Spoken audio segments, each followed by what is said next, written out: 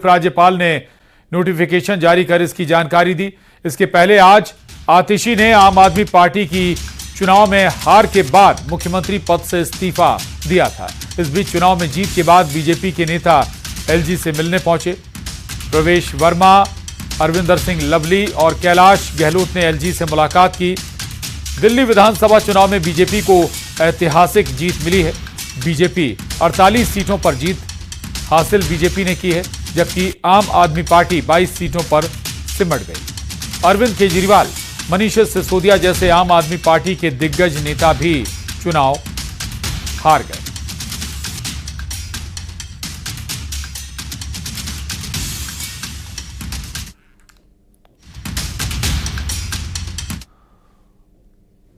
और दिल्ली विधानसभा चुनाव में बीजेपी की बम्पर जीत के बाद अब सीएम के चेहरे पर अटकलें तेज हो गई हैं। खबर है कि सीएम की रेस में प्रवेश वर्मा, मोहन सिंह बिष्ट, आशीष सूद, सतीश उपाध्याय, रेखा गुप्ता, विजेंद्र गुप्ता के नाम आगे हैं। तो वहीं पूर्वांचली समाज से आने वाले मनोज तिवारी और पंजाबी समाज से आने वाले वीरेंद्र सचदेवा का नाम भी सीएम की रेस में शामिल है। इस रेस में मनजिंदर सिंह सिरसा का भी नाम है, लेकिन कुर्सी हासिल करना इतना भी आसान नहीं, क्योंकि बीजेपी हर बार अटकलों से आगे निकलकर चौंकाने के लिए जानी जाती है।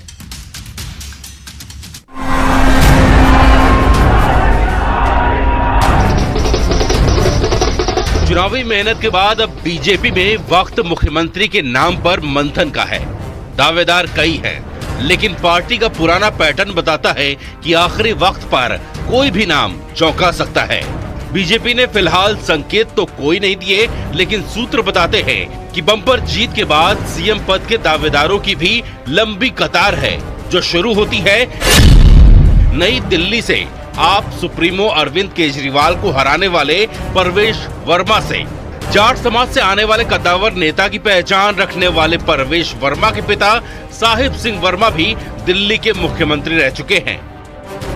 अगर बीजेपी ने नई रणनीति को ध्यान में रखते हुए चेहरा चुना तो बड़े सिख चेहरों में शामिल मनजिंदर सिंह सिरसा की बल्ले बल्ले हो सकती है। दिल्ली सिख गुरुद्वारा कमेटी के पूर्व अध्यक्ष सिरसा के जरिए बीजेपी पंजाब के लिए नया प्लान तैयार कर सकती है। महिला दावेदारों में रेखा गुप्ता सबसे मजबूत नजर आती हैं। एमसीडी की काउंसलर के तौर पर प्रशासनिक तजुर्बा और महिला मोर्चे की राष्ट्रीय उपाध्यक्ष रहते संगठन का कामकाज देख चुकी हैं। बीजेपी की दिल्ली जीत में पूर्वांचल समाज का बड़ा रोल रहा है, इसलिए अगर पार्टी ने इस समाज से कोई दावेदार चुना तो पूर्व प्रदेश अध्यक्ष सतीश उपाध्याय का दांव लग सकता है। उनके पास एनडीएमसी में बतौर उपाध्यक्ष काम करने का भी अनुभव है। हालांकि इसी समाज से आने वाले मनोज तिवारी भी मजबूत दावेदार माने जा रहे हैं। प्रदेश अध्यक्ष का जिम्मा संभाल चुके और 2004 से लगातार सांसद हैं। मनोज तिवारी के जरिए इसी साल होने वाले बिहार विधानसभा चुनाव के लिए दिल्ली से मैसेज दिया जा सकता है। सीएम पद की रेस में एक नाम जनकपुरी से जीतने वाले आशीष सूद का भी है। पंजाबी चेहरे के तौर पर पार्टी उन पर दांव खेल सकती है। आशीष सूद के पास संगठन का तजुर्बा तो है ही, साथ में उन्हें सेंट्रल लीडरशिप का भी करीबी माना जाता है। दिल्ली की कुल आबादी में पंजाबी समाज का एक बड़ा हिस्सा है, इसलिए पूर्वांचली के साथ साथ पंजाबी चेहरे को लेकर भी बड़ी सुगबुगाहट है। और इस कतार में एक बड़े दावेदार बीजेपी के मौजूदा प्रदेश अध्यक्ष वीरेंद्र सचदेवा का नाम भी शामिल है। इस जीत में उनकी भी बड़ी भूमिका मानी जा रही है। पार्टी के अनुभवी नेताओं में शुमार विजेंद्र गुप्ता का नाम भी सुर्खियों में है। प्रदेश अध्यक्ष से लेकर नेता प्रतिपक्ष की भूमिका निभा चुके हैं और वैश्य समाज से बीजेपी के एक बड़े नेता हैं। तो सीएम फेस कौन होगा? देखिए, हमारे लिए ये विषय गौण है। हम पहले भी कह चुके हैं, भारतीय जनता पार्टी का कार्यकर्ता मुख्यमंत्री बनेगा, केंद्रीय नेतृत्व तय करेगा इसको। इस लिस्ट में एक दावेदार ऐसा भी है जिसने चुनावी नतीजों से सबको हैरान कर दिया। ये है मुस्तफाबाद से जीतने वाले मोहन सिंह बिष्ट। करावल नगर से बदलकर पार्टी ने मुस्लिम बहुल मुस्तफाबाद में उतारा इन्हें और मोहन सिंह बिष्ट ने यहां बड़ी जीत हासिल कर दी। इसलिए उनका नाम भी रेस में शामिल है।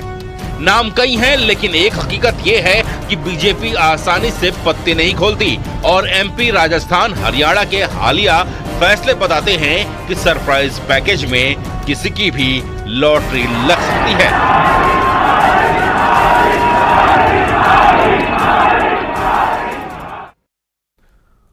वहीं दिल्ली के नतीजों के बाद पंजाब बीजेपी के नेताओं ने भी आम आदमी पार्टी को निशाने पर लिया। बीजेपी नेता रवनीत सिंह बिट्टू ने दावा किया है कि अब बीजेपी का अगला टारगेट पंजाब है, जहां बीजेपी आम आदमी पार्टी का तख्ता पलट करेगी।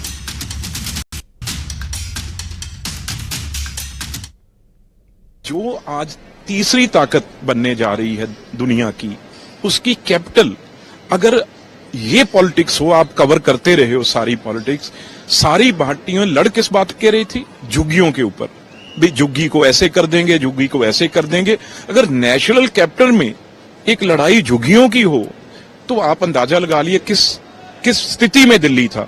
तो वो बदलाव जो इस बार लोगों ने फैसला किया, और ये बदलाव ये नहीं है कोई, हर जाट ने, हर पंजाबी ने, हर सिख ने, हर पूर्वांचली ने, हर ने बहुत जबरदस्त वोटिंग जो है की है। तो मैं मतलब अब बारी पंजाब की है।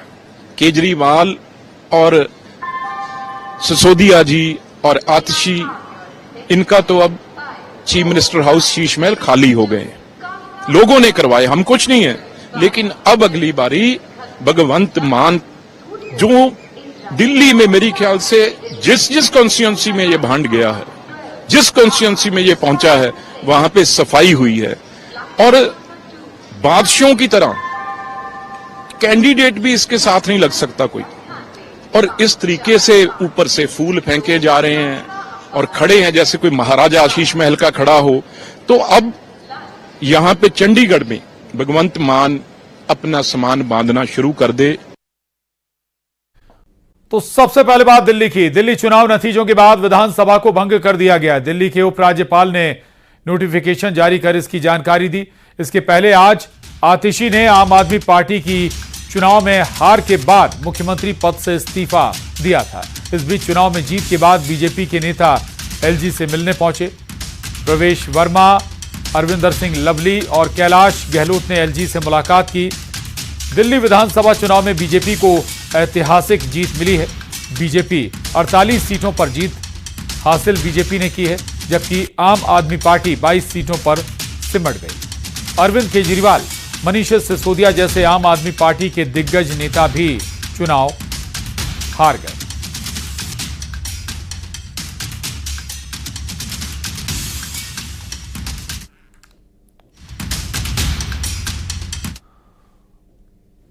और दिल्ली विधानसभा चुनाव में बीजेपी की बम्पर जीत के बाद अब सीएम के चेहरे पर अटकलें तेज हो गई हैं। खबर है कि सीएम की रेस में प्रवेश वर्मा, मोहन सिंह बिष्ट, आशीष सूद, सतीश उपाध्याय, रेखा गुप्ता, विजेंद्र गुप्ता के नाम आगे हैं। तो वहीं पूर्वांचली समाज से आने वाले मनोज तिवारी और पंजाबी समाज से आने वाले वीरेंद्र सचदेवा का नाम भी सीएम की रेस में शामिल है। इस रेस में मनजिंदर सिंह सिरसा का भी नाम है, लेकिन कुर्सी हासिल करना इतना भी आसान नहीं, क्योंकि बीजेपी हर बार अटकलों से आगे निकलकर चौंकाने के लिए जानी जाती है।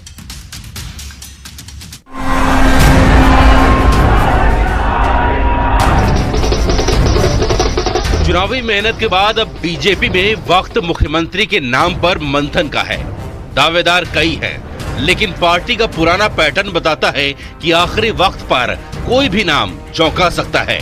बीजेपी ने फिलहाल संकेत तो कोई नहीं दिए, लेकिन सूत्र बताते हैं कि बम्पर जीत के बाद सीएम पद के दावेदारों की भी लंबी कतार है, जो शुरू होती है नई दिल्ली से आप सुप्रीमो अरविंद केजरीवाल को हराने वाले प्रवेश वर्मा से। जाट समाज से आने वाले कद्दावर नेता की पहचान रखने वाले प्रवेश वर्मा के पिता साहिब सिंह वर्मा भी दिल्ली के मुख्यमंत्री रह चुके हैं। अगर बीजेपी ने नई रणनीति को ध्यान में रखते हुए चेहरा चुना तो बड़े सिख चेहरों में शामिल मनजिंदर सिंह सिरसा की बल्ले बल्ले हो सकती है। दिल्ली सिख गुरुद्वारा कमेटी के पूर्व अध्यक्ष सिरसा के जरिए बीजेपी पंजाब के लिए नया प्लान तैयार कर सकती है। महिला दावेदारों में रेखा गुप्ता सबसे मजबूत नजर आती हैं। एमसीडी की काउंसलर के तौर पर प्रशासनिक तजुर्बा और महिला मोर्चे की राष्ट्रीय उपाध्यक्ष रहते संगठन का कामकाज देख चुकी हैं।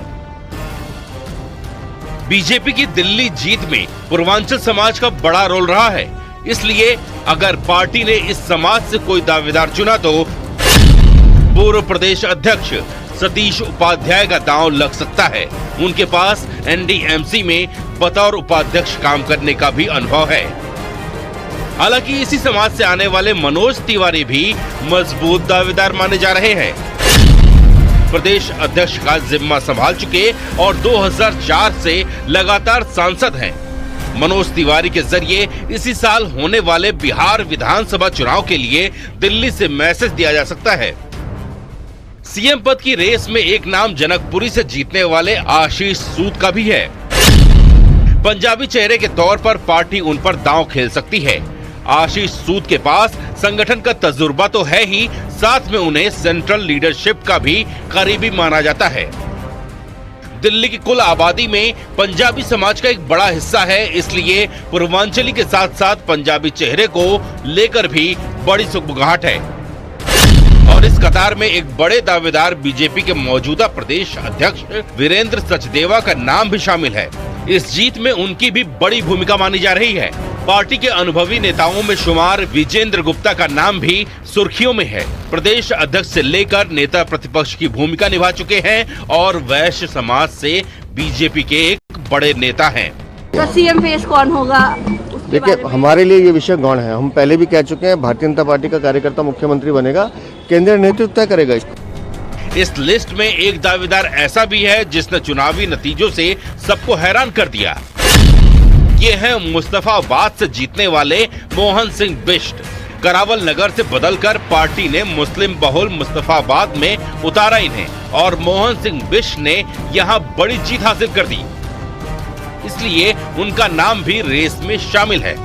नाम कई हैं, लेकिन एक हकीकत ये है कि बीजेपी आसानी से पत्ते नहीं खोलती और एमपी, राजस्थान, हरियाणा के हालिया फैसले बताते हैं कि सरप्राइज पैकेज में किसी की भी लॉटरी लग सकती है।